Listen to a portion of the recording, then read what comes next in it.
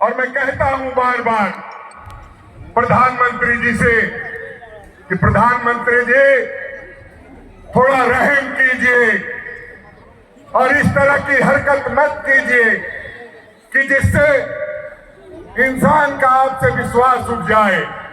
आपने लगातार पूरे झारखंड को डिस्टर्ब करने का प्रयास किया, पहले हमारे मुख्यमंत्री को और उसके बाद जो हमारे मंत्री आदरणीय आलमगीर आलम साहब को आपने जेल भेजने का काम किया है।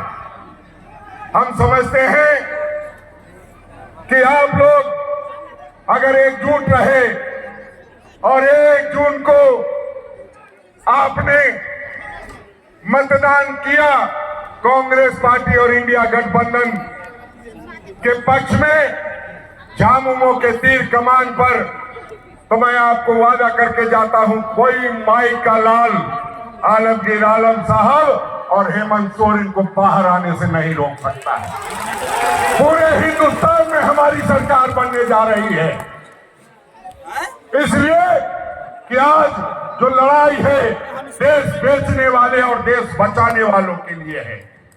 लोग कहते हैं कि आदरणीय राहुल गांधी जी ने 11,000 किलोमीटर की यात्रा क्यों की?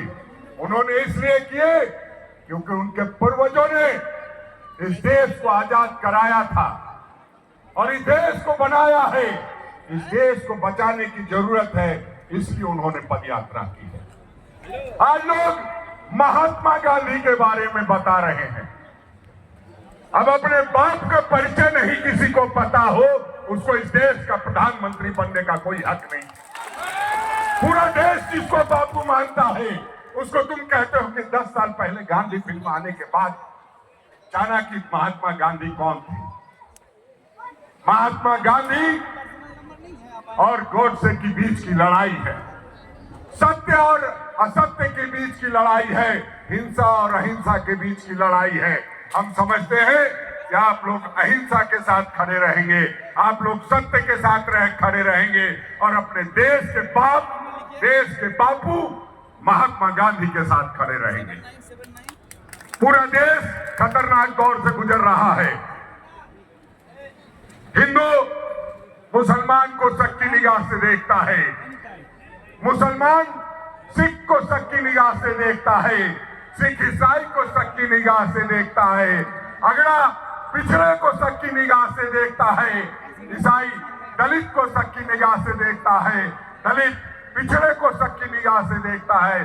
सच पूछे तो पूरा भारतवर्ष एक दूसरे को शक की निगाह से देखता है। इसलिए मैं प्रधानमंत्री जी से बार बार कहता हूं कि हयात लेकर चलो, कायनात लेकर चलो, चलो तो जमाने को साथ लेकर के चलो। लेकिन ये प्रधानमंत्री हठधर्मी है और ये मानने वाला व्यक्ति नहीं है।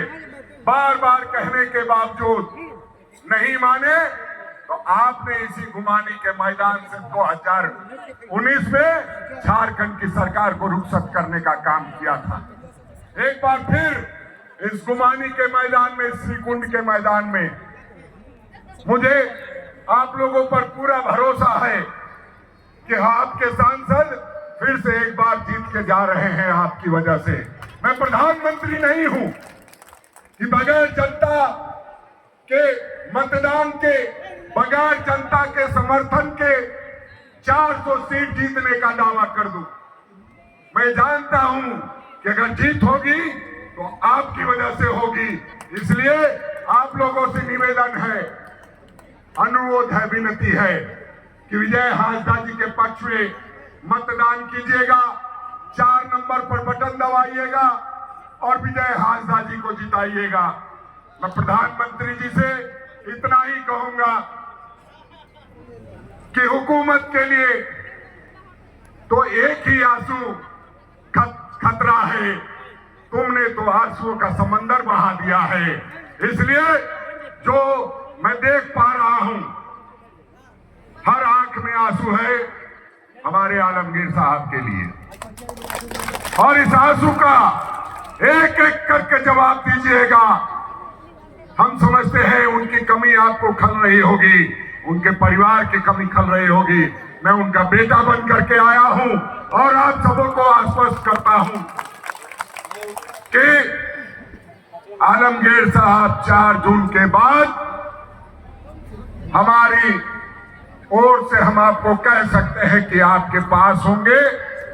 तेरे दर पे आया हूं, कुछ करके जाऊंगा, नहीं तो मर के जाऊंगा। जय हिंद, जय भारत, जय झारखंड।